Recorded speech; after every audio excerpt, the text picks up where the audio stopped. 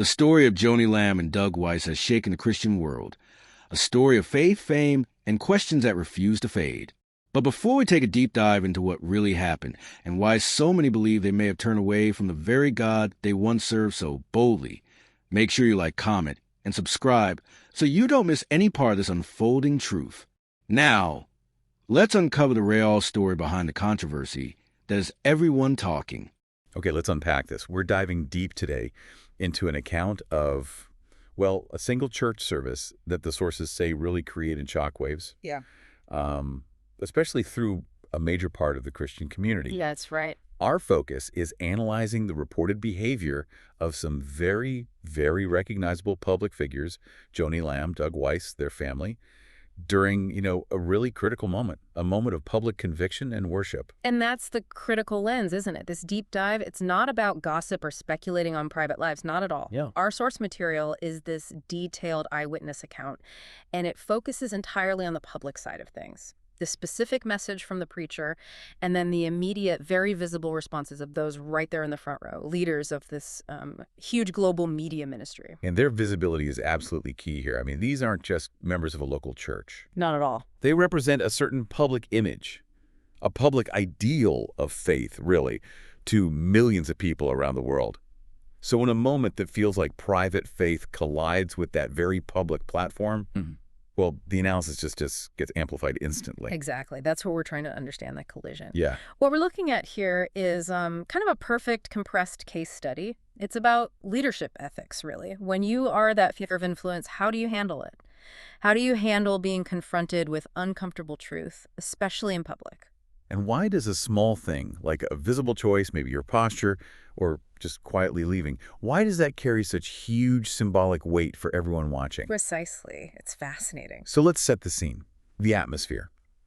Because the source describes the start of the service as almost tangible. You could feel it. Yeah, heavy, sacred, soft light, that kind of thing. Right. And when the preacher finally started speaking, the notes really emphasize he was slow, his voice sounded grieved, even tender, not angry, but like it carried this immense weight, like it cost him something to say it. And it seems strategically delivered, too. The source stresses that the message wasn't, for show. It wasn't about condemnation. It centered on these episodes of unfaithfulness, but not defining them just as specific sins, more like the universal slow process where we all kind of drift or take what isn't yours and eventually, lose sight of what you promised God you'd protect. It's subtle.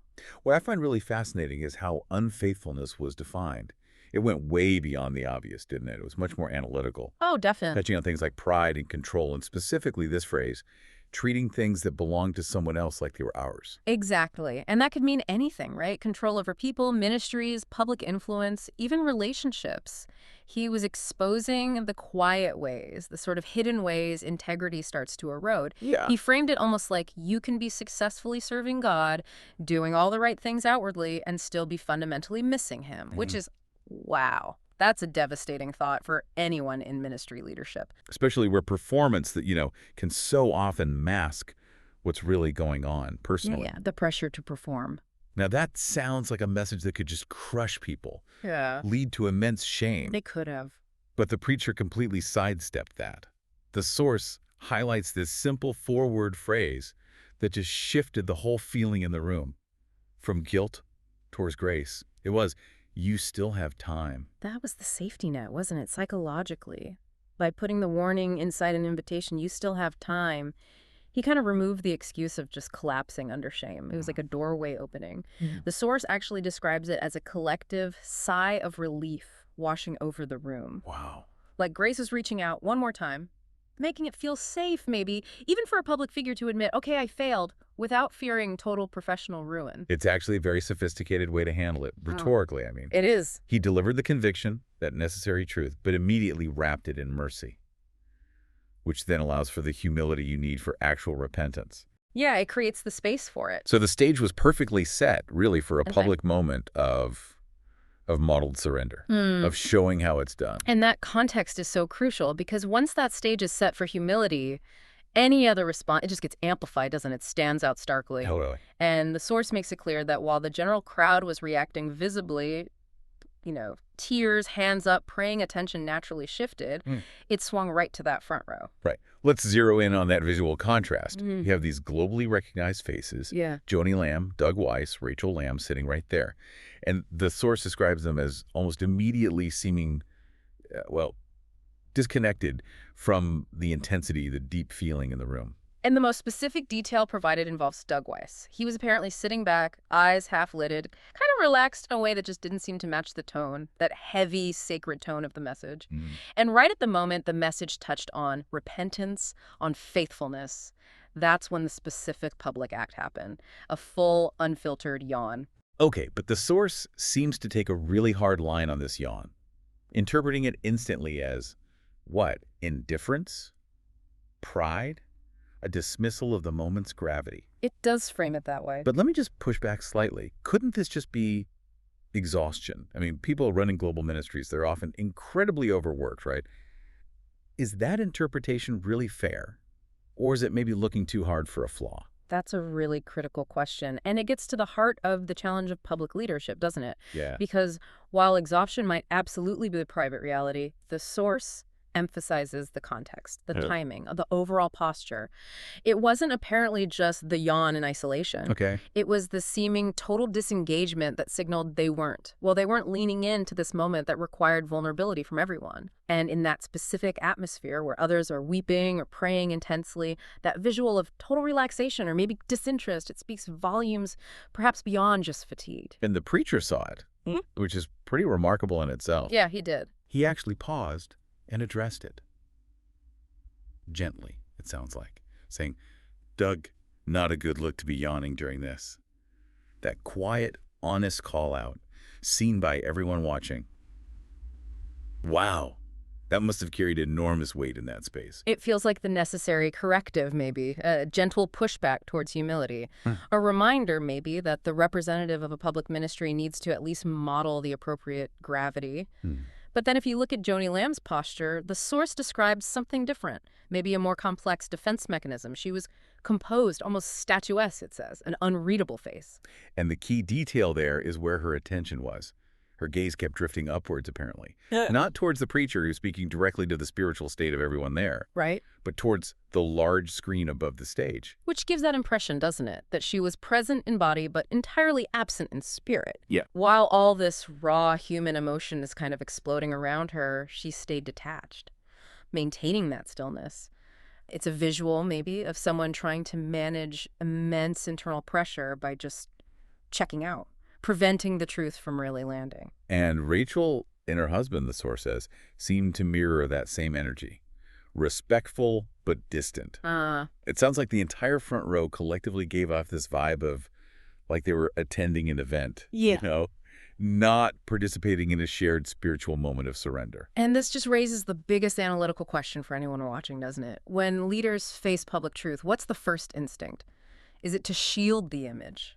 Or is it to surrender to the message? Yeah. That detachment, whatever the private motive was, it became in that moment a kind of public declaration of maybe immunity or distance, at least. So we see this detachment, Doug yawning, Joni looking at the screen, maybe classic psychological defenses against uncomfortable truth. Right. But that sets up the final and maybe the most jarring moment of the service. Right. Because the source describes the room shifting dramatically, moving from the structured sermon into just raw, spontaneous worship. Yeah, the worship team apparently moved into an unscripted song. The source calls it a sacred, unscripted moment, deep emotional surrender, paints this picture of heaven touching earth. Wow. This was like the peak moment of vulnerability for the whole congregation, the honest laying bare of hearts, the moment when that invitation to surrender was maybe the strongest, the most palpable. And the timing. Yeah. The timing is just everything here. Crucial. It wasn't during a natural break in the service or after the final prayer. It was right in the middle of this intense holiness, this vulnerable corporate response. Yeah. That the family, the entire front row, quietly got up and walked out. They just left. Just left. And the source emphasizes that the cameras immediately caught those empty seats. So the act of leaving, right then, in that specific moment, it became the loudest statement of the whole night. For the global audience watching live, the immediate interpretation was, it was a choice. A wall going up. Yeah, like a wall being put up right when the door to humility was wide open. That absence, the empty chairs. The source suggests it was seen as, quote, a picture of what happens when faith gets uncomfortable, when truth presses too close. It wasn't like a public meltdown or anything dramatic like that. No. It was a silence, an empty chair. That spoke volumes about priorities, maybe. And that silence was kind of amplified later, wasn't it? When the preacher offered a quiet reflection, clearly referencing what happened, but without naming names. That's right. He apparently said something like, if I were in that service, I'd be asking, Lord, is there anything in me that's off, anything I'm not seeing? He modeled the very humility they seemed to choose to walk away from. Exactly. And what the audience took away from this, it seems, was the huge difference between leadership based on image and leadership based on integrity. Right. When leaders step away, physically or emotionally, in a moment that demands conviction, it gets interpreted. It's seen as choosing pride over presence. And that choice inevitably creates a kind of crisis of confidence for followers, doesn't it? It has to. The ultimate lesson people seem to glean was that leadership isn't about keeping up a perfect facade. It's about being willing to just stay still even when it's deeply uncomfortable in the presence of God or truth or accountability. And this applies way beyond just church ministry. Oh, absolutely. Think about a CEO walking out of a tough press conference or a politician avoiding a difficult question. The public doesn't usually see a scheduling conflict. No, they see a failure of accountability. They see avoidance. Exactly. The principle is the same. Actions under pressure speak volumes. So let's just summarize the core tension here for you, the listener. On one hand, you have this profound, potentially life-altering grace offered in the message that you still have time. Real hope.